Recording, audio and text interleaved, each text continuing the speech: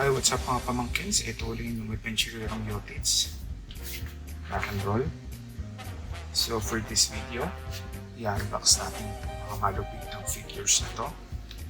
So meron tayo rito DXF, the Grand Line Series, or GLS, Egghead Iron Arc, figures ni S-Nick, or yung clone version na Chad version ni Boa Hancock, and then si S-Hawk, yung clone version na Chad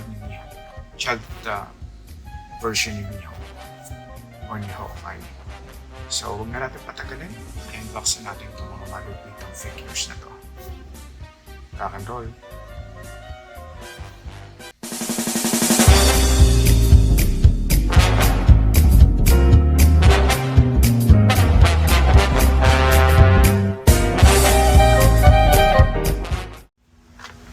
Hey, what's up mga pamangkins? Ito ulit ang inyong adventurerong Yotits. Rock and roll.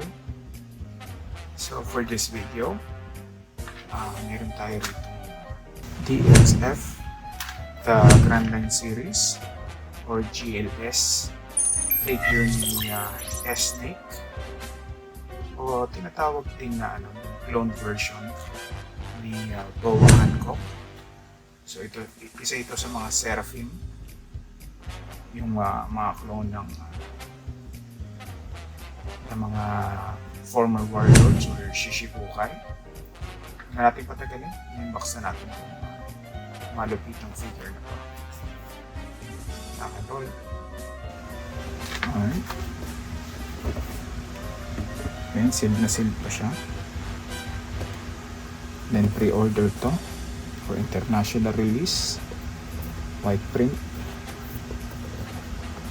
Yun kaya nang sinabi ko, pag gano'n siya, for international release siya, yung mga nakalagay sa likod hindi Japanese, so mostly English. Yan.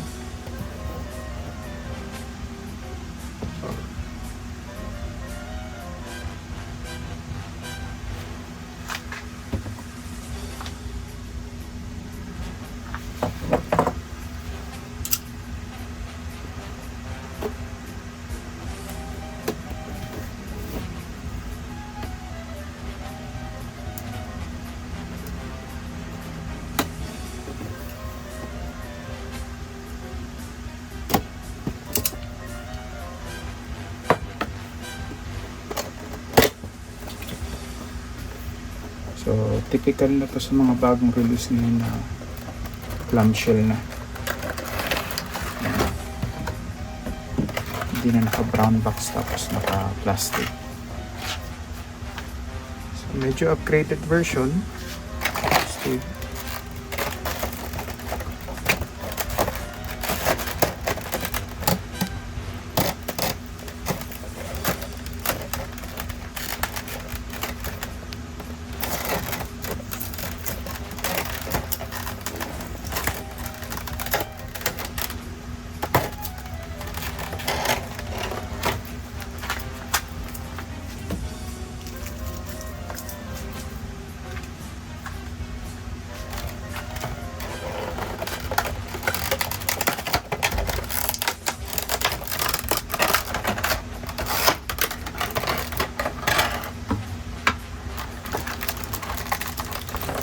Wala masyadong ganap tong figure.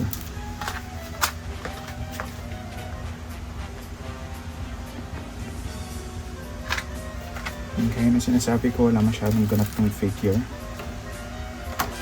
So ano lang, figure and base lang. So wala talagang ipakapit talaga. Wala.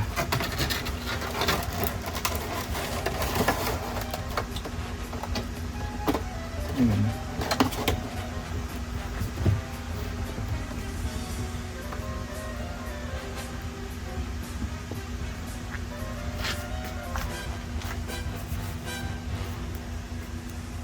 Ayan.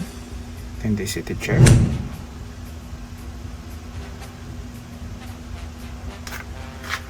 And let's find additional markings of figure itself. Meron, pero I think it will be It's hard to to show sa camera. Ayun o. Yan, nakikita nyo. Yan.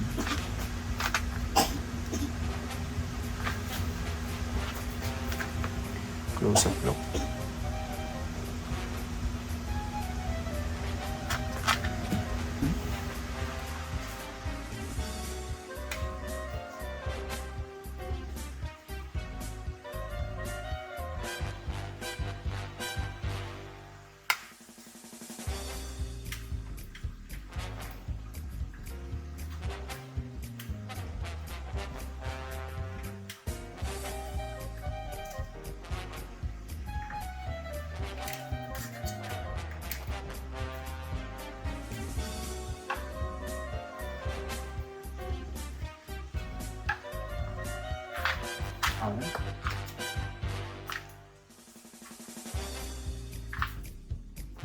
Alright, so let's go and take a closer look here sa figure ni S-Snake, yung TXF, the Grand Line Series Egghead Island Arc version ng figure niya, yung Apoy. So si S-Snake is a clone of Powa Hancock, isa sa mga Seraphim. Yung typical shoes dun sa Egghead Island Arc. Yan. Parang Lunarian version sila. Yung Race the King.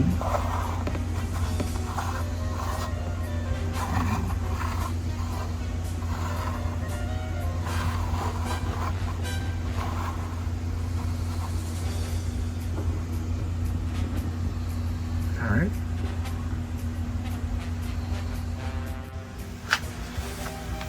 Siyempre pa, hindi mawawala. Eye test.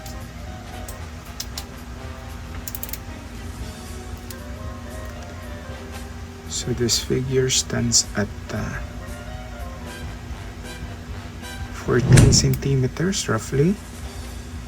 So about 5.5 inches or 5.5 inches. Alright. And there you have it, DXF, the Grand Line Series or GLS, Egghead Island Arc, S-Snake. Let's roll the montage. Rock and roll.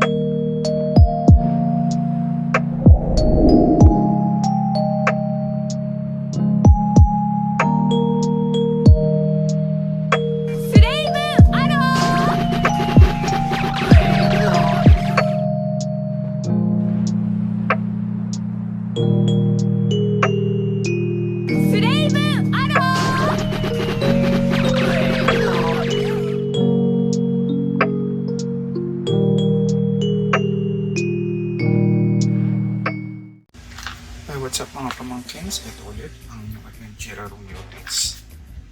Rock and roll. So for this video, meron tayo rito XF, Grand Line Series or GLS, Egghead Island Arc, S-Hawk. So ano to? Isa sa mga Seraphim,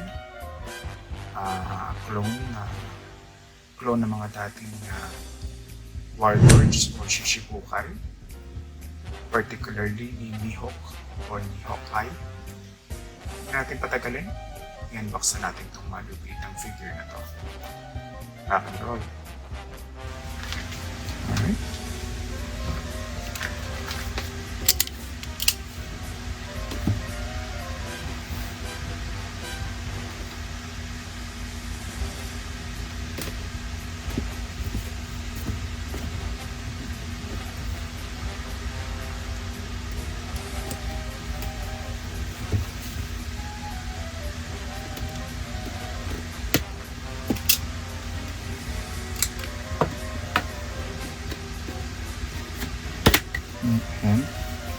munti ko na makalimutan.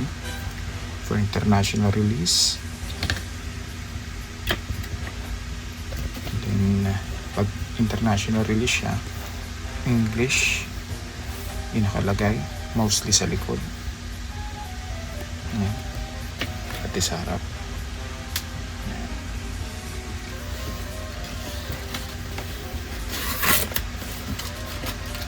Oh.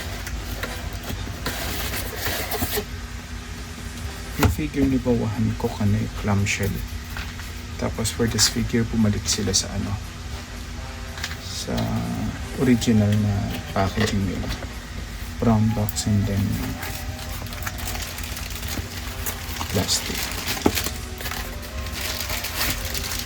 Okay, bakit? Ang galing espada. Okay. Siguro dahil dito mukhang hindi nila mapagkakasya to sa clamshell. Theory ko lang naman. Kaya nag-revert sila sa sa old school packaging nila. Plastic and then brown box.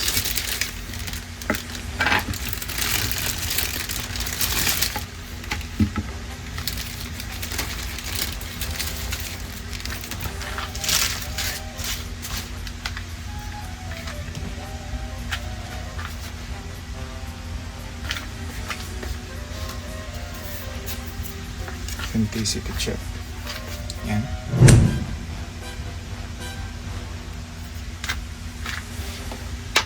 And for additional markings, yan.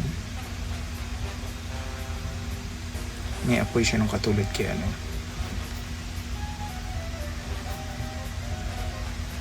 sino ulit yun? Kalaban ni Zoro. Ayun, si King. Si King. Hindi po yung kalaban ni Zoro.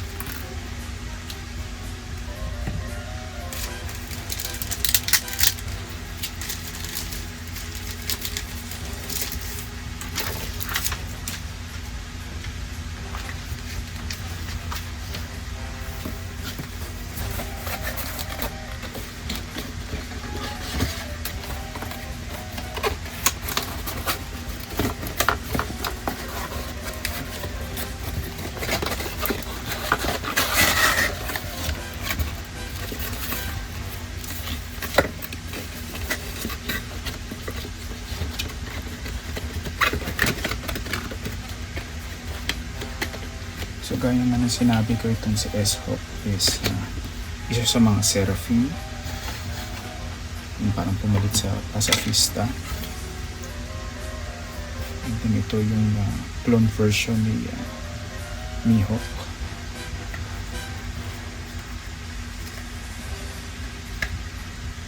So I guess na-establish naman ni One Piece na yung mga Seraphim is clone from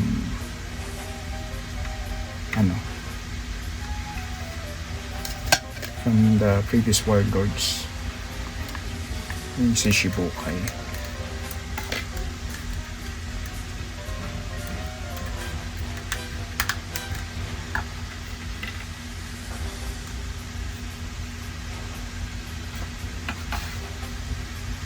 Yan. Alright.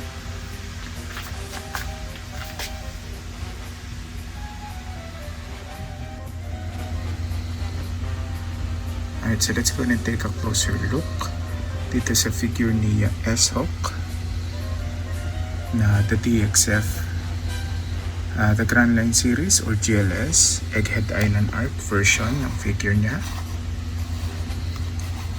And again, si S-Hawk ay clone from Mihawk.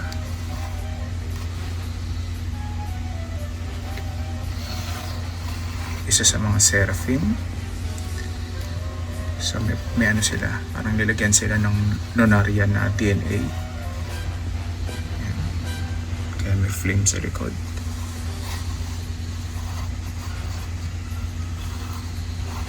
And then the white hair. And then the black wings. And then the dark complexion. Tsaka yan, stick ng version ng espada niya. Kinaya din sa original na na Mihawk. Yung malaking black blade. Yan.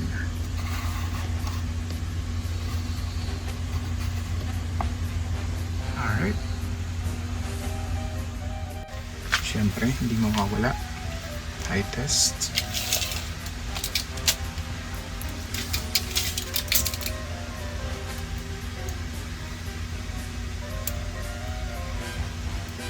So this figure, katulad din ng other version or yung figure ni Snake, stands at 14 centimeters, so roughly about 5.5 inches. Okay.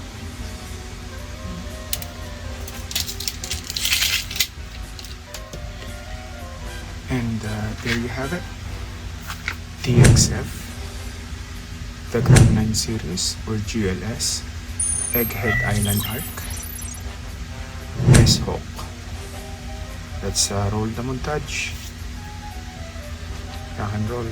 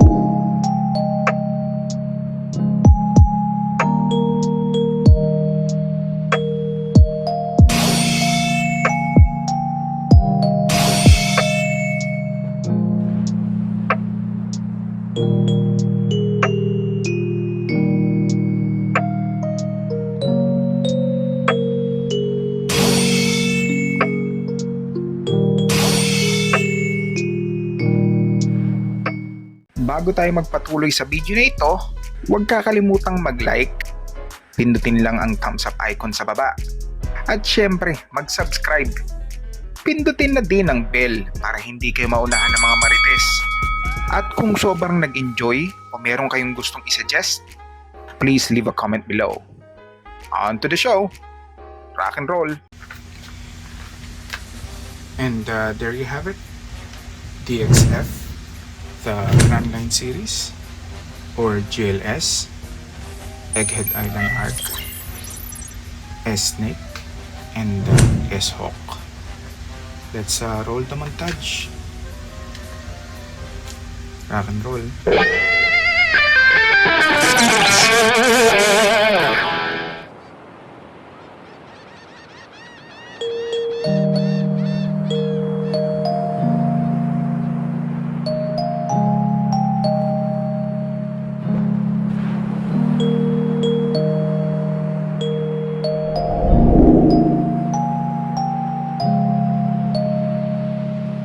俺は海賊王になる!"